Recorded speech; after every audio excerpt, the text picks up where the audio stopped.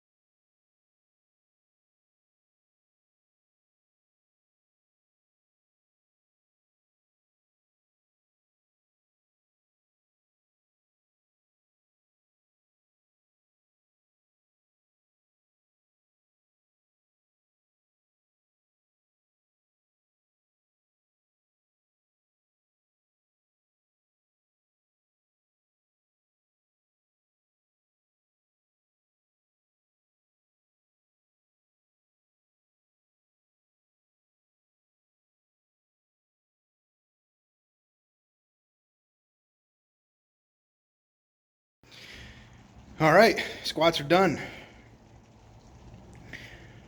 Whew. Another major PR. I was a little bit worried at 421, whatever it ends up being, because the bar is 16 pounds. It felt a little heavy. Legs didn't quite feel that strong.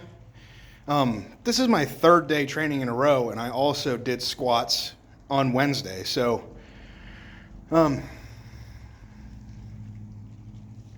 I may need to, I don't know actually. Maybe I'm okay doing it this way. I'm pretty much doing the same thing both days, which generally speaking you don't do. At least I've never really looked at it that way. Usually it's like a speed day and a heavy day, kind of like, I think that's kind of like a West Side method type thing. But I've pretty much been doing the same thing both days. Now, usually I'd like to have another rest day between deadlifts, or at least a rest day in between deadlifts and moving event day. But that didn't happen this time around, and that's okay. So what did I do? I think Wednesday I did 561 or 571? No, 561 for something. I don't remember what. Today, that was the first time I've had 6 plates on here for reps ever. That is, so it would be 585 if the bar was 45, but 61 pound bar, so 601. 601 pounds I just hit for 7 reps. Now I understand that it's a box squat and it's a high box squat, but that's primarily what my training is. I don't do full depth squats. I don't even do true free weight squats. It's almost always to a box. Just because, I don't know, it makes more sense. Whenever you see me load implements or clean a log, I start from this position. I don't start all the way down at the floor. Sometimes I do for sandbag if I'm taking too long. But generally speaking, I want to be stronger at the top portion of the squat than out of the hole. Because for the longest time, that's where I sucked. Right out of the hole, well, out of the hole, fine. Just above the hole is where I'd always fail squats. It just wasn't, wasn't good at that position. And this has trained that out of me in a way because we focused on that position mainly, which is the most common position in Strongman. I'm much stronger, at the very top portion of the squat where you want to get that triple extension, push press, whether you're triple extending for that. Well, it's sort of triple extension. I think of it that way, up on your toes, getting everything out of your legs. But like loading stones or loading sandbags or whatever. Same principle for all types of loading events. So if you can get that bar high enough, or the bag high enough, whatever it might be, then obviously that's a huge win. Yeah, I don't know. I'm happy with that. 601 for 7. That's... I'm going to have to go back and try to find my best box squat. I'm pretty sure it's 650. I did a pretty heavy front box squat too. I don't remember what it was, but I'll have to go back and look. I looked ahead of my program too, and I realized that my yoke runs today are not 50 feet. They're actually 25 feet, so I'm cool with that. So gonna get set up for whatever I have next, and then check in with you guys there whenever we're doing it, whatever that might be.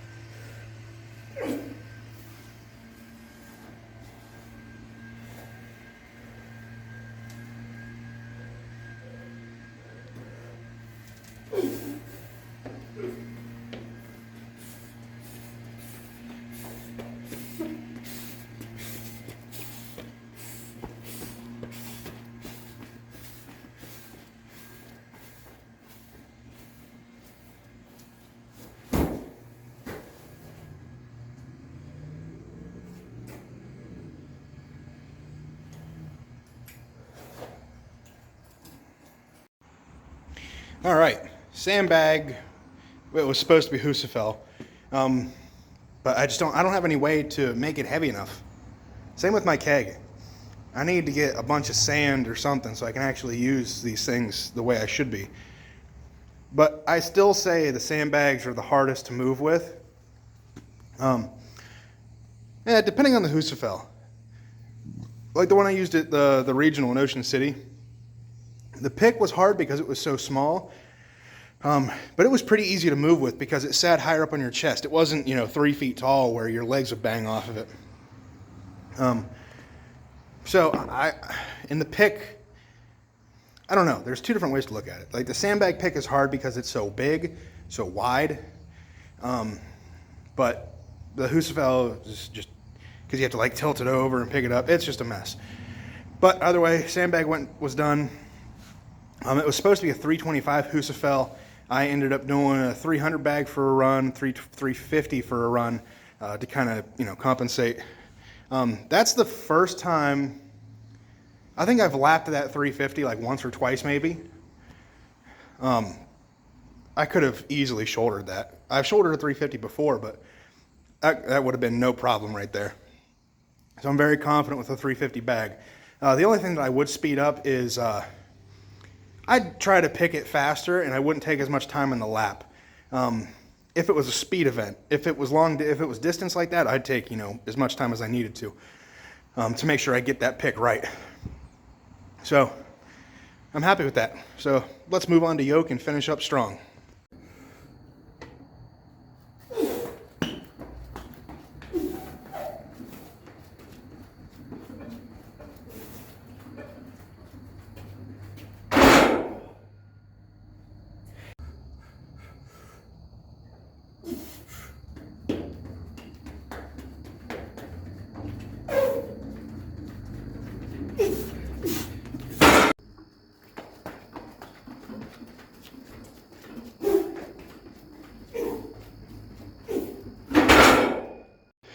All right, that's a wrap on event day number 2 of this prep. I really can't express how happy I am to be able to get sessions in here the way they're intended to be done. Meaning like I can do my full runs. That's pretty much it. Like I can do my full runs. I don't gotta walk in place. I don't gotta do it outside. You have no idea. Every single prep I've done has been manipulated in some way. I've had to go off track or do something different. As I've gotten, better this year, I've definitely gone down to 580 barbell more because I need to make my event sessions happen. Press and deadlift are cool, but those are usually only 2 events. So the other 3 or 4 events, 5 or 6 event show, those, that's not the same. You need to get hands-on with that stuff if you're going to be, all right at Strongman. So I know this garage is more than just a gym for me. Like it's a real garage. Like we're going to have other stuff in here, but having this available to me I think will be a game changer, a confidence booster when it comes to actual showtime, meaning that I'll know that I haven't had to modify much of my training, if any. Now, don't get me wrong, I've modified already, you know, not being able to use stones or my Husafell or the keg, but I've still been able to do full length runs, get under the weight, and actually move with it rather than, you know, walking in place. I know I've said that a dozen times, but whenever you do it for forever, 2+ years, it starts to get old. So, and without 580 barbell, I wouldn't be anywhere near as good as I am. I still have a long way to go, obviously, but you know, without going down there and training with the guys, my boys, and being able to do full event days with the help of them, you know, us pushing each other, I wouldn't have won that regional. I probably wouldn't even, you know, done much of this. But don't get me wrong, I would be doing this, you know, if I was the only person doing it. So I appreciate it, their help, and they're good dudes. I love them. So either way, I'm just happy to be able to do full event sessions. That's kind of the bulk of it. Yoke started out awful. I did like 700 or 705, whatever it was, before going to 8, and it felt bad. I'm noticing when I run yoke, I do not brace that well into the belt. I need to get some better light. Give me 1 second. I don't brace well into the belt for whatever reason, the positioning that I'm in. And I notice this on squats too. I struggle